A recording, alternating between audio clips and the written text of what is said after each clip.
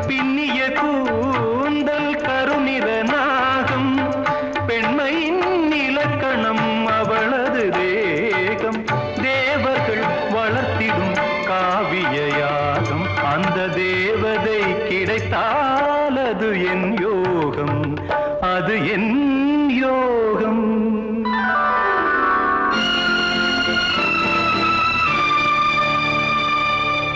ஒரு புறம் பார்த்தால் மிதிலையின் மைதிலி மறுபுறம் பார்த்தால் காவிரி மாதவி